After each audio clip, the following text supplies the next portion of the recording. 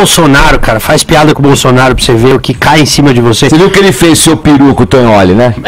Você viu que ele mandou um meme do Tonholi? A galera confessou no Pânico que foi ele que fez. Olha aí. A galera do Bolsonaro, eles são petistas que adquiriram um computador. É bizarro, velho, que eles perseguem você. Acessar as redes sociais, especialmente no YouTube, né, e essas redes mais conhecidas, como Facebook e Twitter, a gente tem a impressão de que o Bolsonaro é um disparado, porque os seus seguidores são mais intensos na rede social, eles participam mais, mas a rede social não tem o poder ainda de decidir uma eleição no Brasil como foi nos Estados Unidos, que parece ter influenciado muito. No Brasil, a TV, o tempo, o horário de televisão de cada partido, o tamanho da legenda, o poder do marketing de cada legenda e o financiamento daquele partido, ainda que vai resolver o Brasil. Até porque o brasileiro xinga muito, debate muito, mas está interessado mais em falar do que em ouvir. Até na rede social, quando as pessoas lhe seguem, você segue de volta, elas deixam seguir, porque elas só querem ser ouvidas, elas não querem ouvir. Esse é o mal da nossa geração, ou seja, da nossa era. As pessoas só querem ouvir, não querem, ou seja, só querem falar, não querem ouvir. E só querem ouvir o que elas querem concordar. Não querem ser discordados, não querem debater. Se você discorda, elas te xingam. Se você apresenta qualquer outra coisa, eles te atacam. Então eu acho que a rede social ainda é um campo muito vazio. Olá, bem-vinda, bem-vindo ao primeiro Globo News Painel de 2018. Um ano eleitoral que 2 em cada 3 brasileiros atravessarão com acesso às redes sociais. Qual será o peso delas numa campanha que promete estridência e radicalização? O que os exemplos de fora sinalizam sobre o fenômeno das notícias fraudulentas, as chamadas fake news? Essa história de que as urnas vão decidir as eleições de 2018, isso é balela, é choradeira. É uma estratégia da extrema-direita para se fazer de vítima e para colocar a culpa em alguém pelo seu fracasso, porque a extrema-direita ainda é pequena no Brasil. Eles dizem que elegeram Dória facilmente e que enterraram o PT, mas não foi a extrema-direita que enterrou o PT ou elegeu o Dória. Foi uma junção entre direita e insatisfeitos da esquerda e também gente do centro-direita. Sem essa união, a extrema-direita é muito pequena. Nos Estados Unidos, a cultura lá é diferente e é dividida em apenas 2 partidos. Aqui, a divisão é muito grande. O TSE não iria resolver uma eleição pela contagem de votos. O sistema é outro sistema.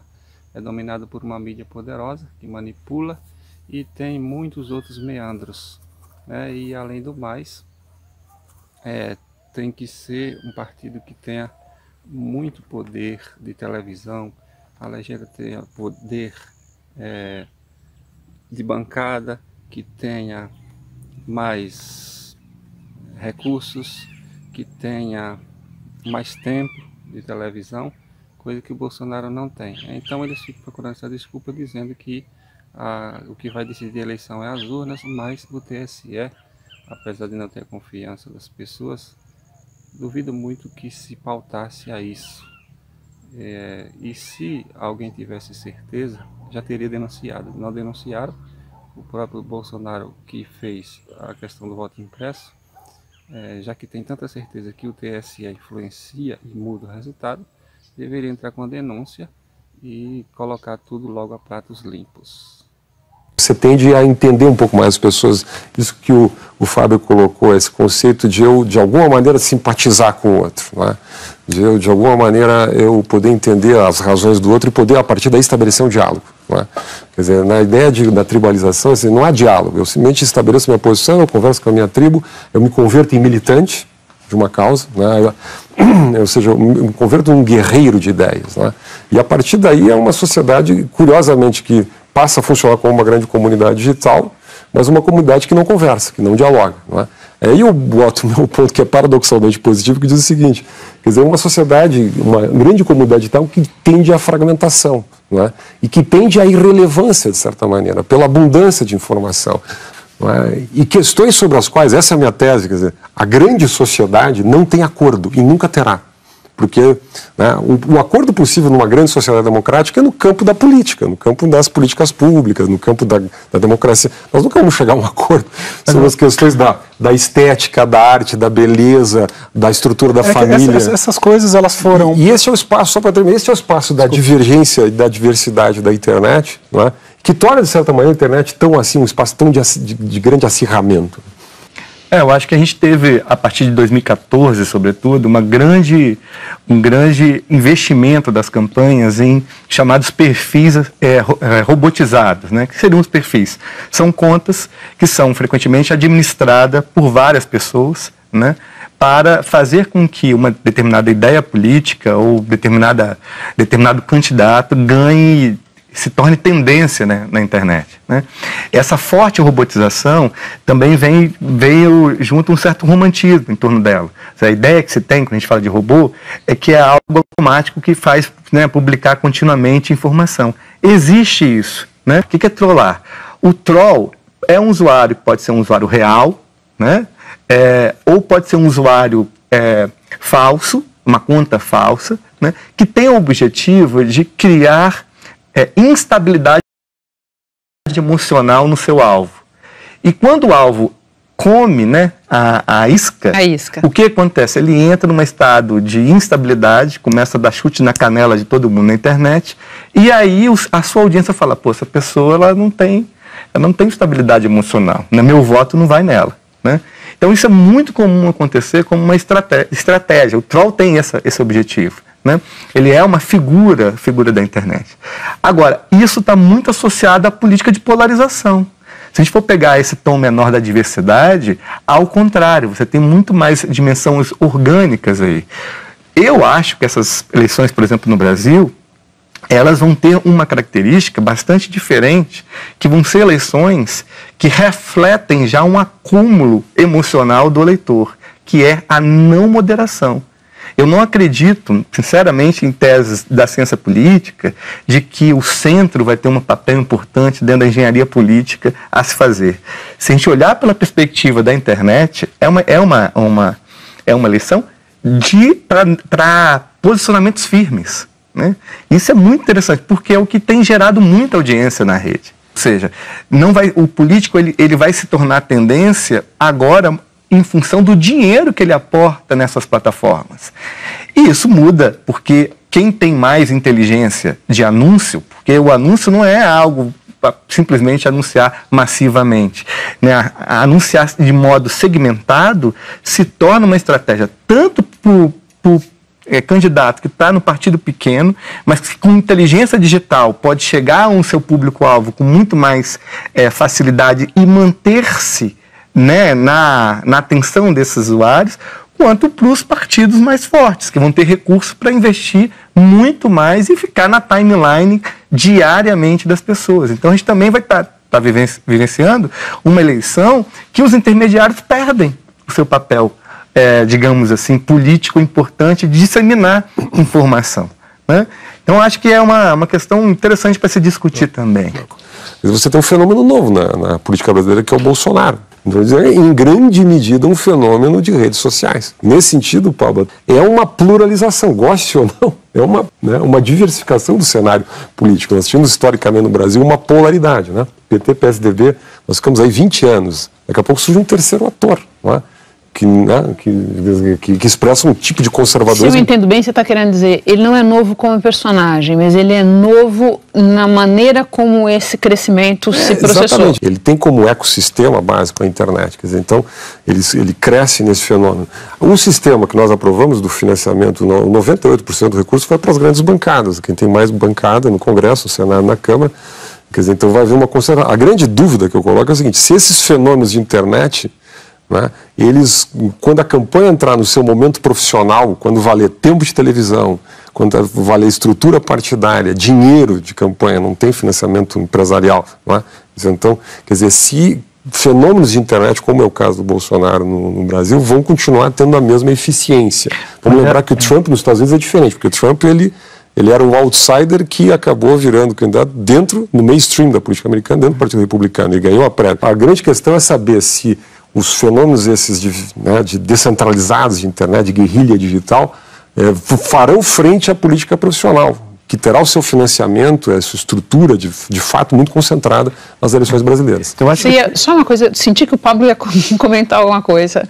Não, a gente não teve isso, porque as últimas eleições presidenciais brasileiras de 2014, que foram muito concorridas, não é? A militância estava muito nos dois grandes partidos, né? Nos dois grandes blocos, né? E o fenômeno do Bolsonaro, que o Fernando estava chamando a atenção, é de fato um fenômeno novo. Agora, essas eleições, elas vão ser um pouco diferentes, porque ela tem menos dinheiro, relativamente, então pode ser que isso termine beneficiando o jogo da internet, porque ele é jogado em três, né? Internet, televisão e a campanha de rua. Quando nós olhamos os representantes do campo político conservador brasileiro, como o pastor Malafaia ou o deputado Bolsonaro, são figuras de fácil e imediata possibilidade de caricatura.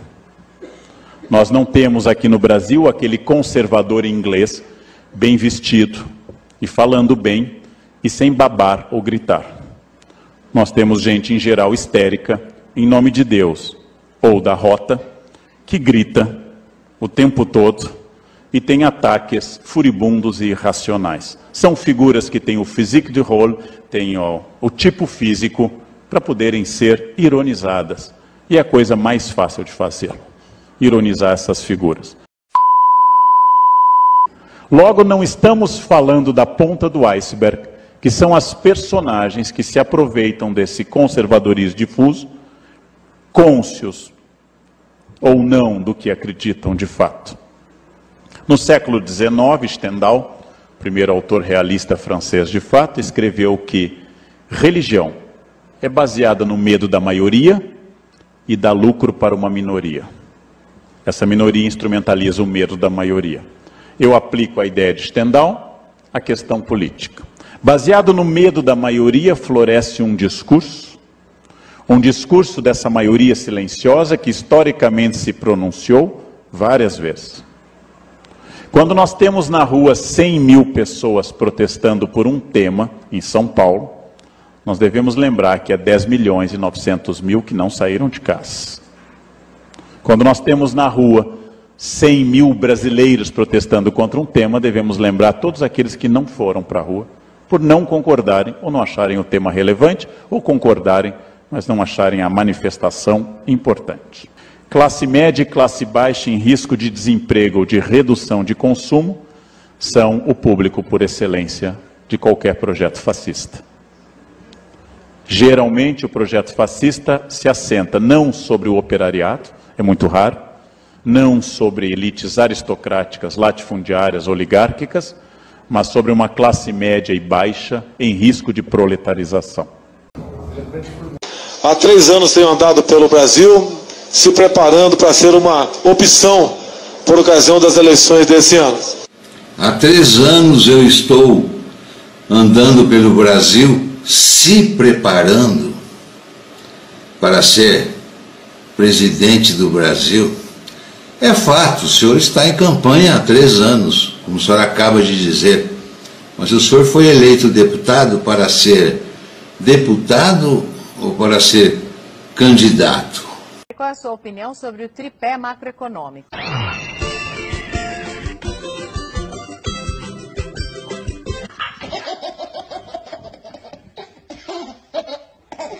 Sou o único ex-ministro da Fazenda que nunca aceitou ir trabalhar para banco. O único. Você não vai conversar com o Ciro Gomes, você sente um analfabeto. O cara é um gênio. O cara entende sobre tudo. O Ciro é um cara que reúne todas as características de um candidato interessante, porque ele tem uma boa retórica, ele tem experiência, ele tem currículo. O melhor cenário para o Bolsonaro seria um Bolsonaro versus Lula, mas o PT já está admitindo que o Lula não vai em 2018. Contra um Ciro, ele está ferrado. Bolsonaro precisa mesmo se preparar muito para um debate com o Ciro Gomes, porque no debate ele é realmente muito bom, muito inteligente. Quer dizer, que merda é isso? Tá sobrando talento no Brasil pra gente desperdiçar um cara que nem Ciro Gomes? Porra! Há 3 anos tenho andado pelo Brasil, se preparando para ser uma opção. Com esse português, eu estou há 3 anos andando pelo Brasil, se preparando para ser presidente da República. Ai, meu Deus.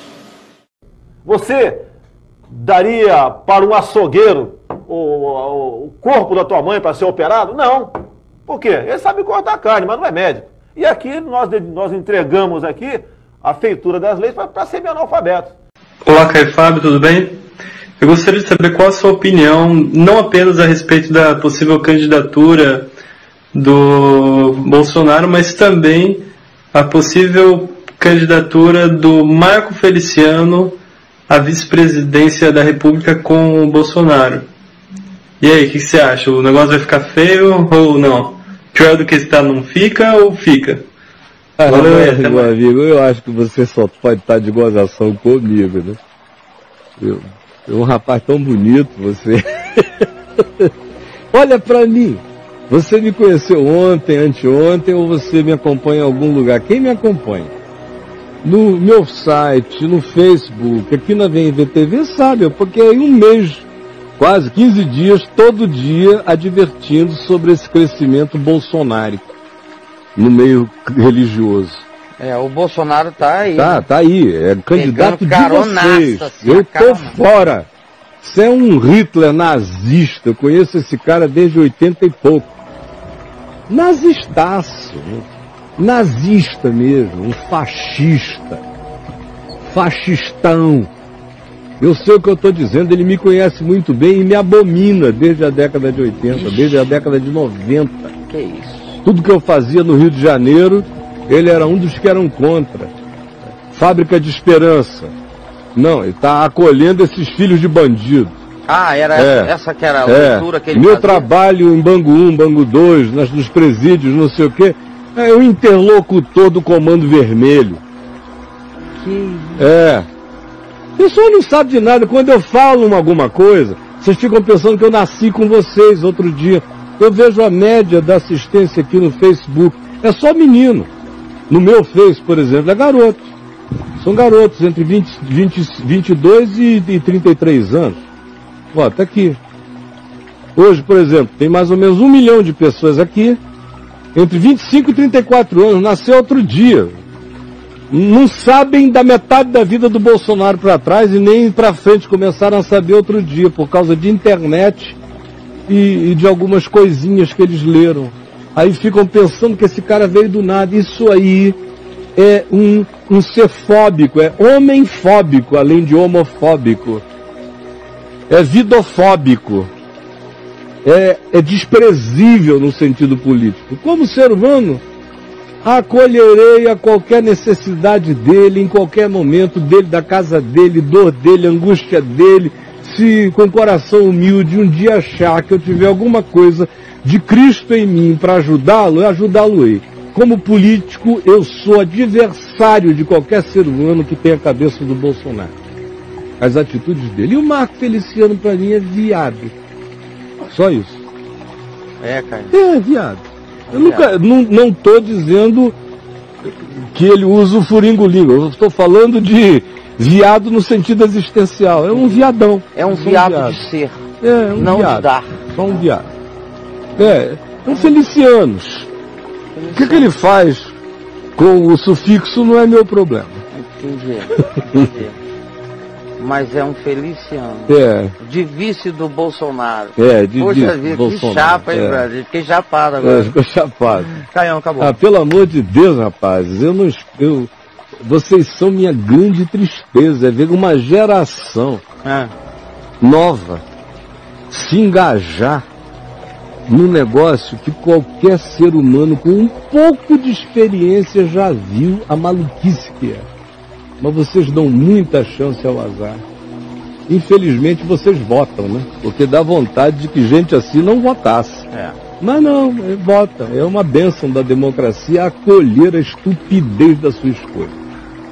Para depois a gente ficar agonizando com as escolhas de multidões de alienados e ignorantes. Mas eu prefiro a democracia do que qualquer outra alternativa.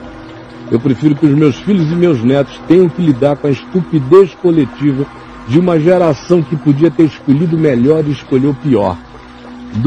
Mas pelo menos de 4 em 4 anos a gente tem a chance da renovação, da alternância da maluquice, ainda que seja assim, do que a continuidade da mesma, onde tudo só vai piorando e piorando e piorando para sempre.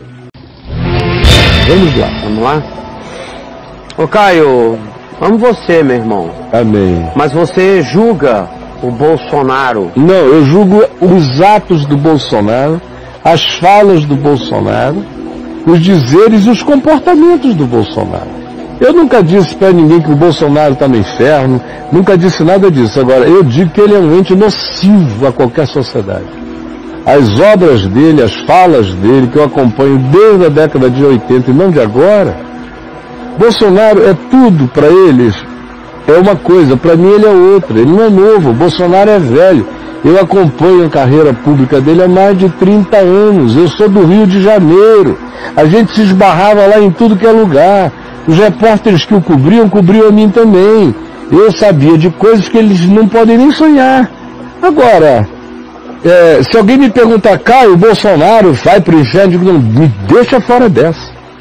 Eu não estou aí para isso. Agora, o homem público, que fala as coisas que ele fala, que propõe o que ele propõe, que diz o que ele diz, eu gostaria que ele não tivesse voz nem vez nesse país, porque tudo que a gente não precisa é mais disso. Porque não é evangelho. O que ele está falando é contra o evangelho. Agora, não é o Bolsonaro. Eu estou te dizendo, eu confessei um pecado aqui da minha gravação sobre o Aécio. O Aécio só é politicamente mais correto. Mas eu não boto nada no fogo. Eu acho o Bolsonaro muito mais nocivo como criatura humana. Bolsonaro, cara, faz piada com o Bolsonaro pra você ver o que cai em cima de você. Você viu que ele fez seu peru com o Tonholi, né? Você viu que ele mandou um meme do Tonholi? A galera confessou no Pânico que foi ele que fez. Olha aí. A galera do Bolsonaro, eles são petistas que adquiriram um computador. É bizarro, velho, que eles perseguem você.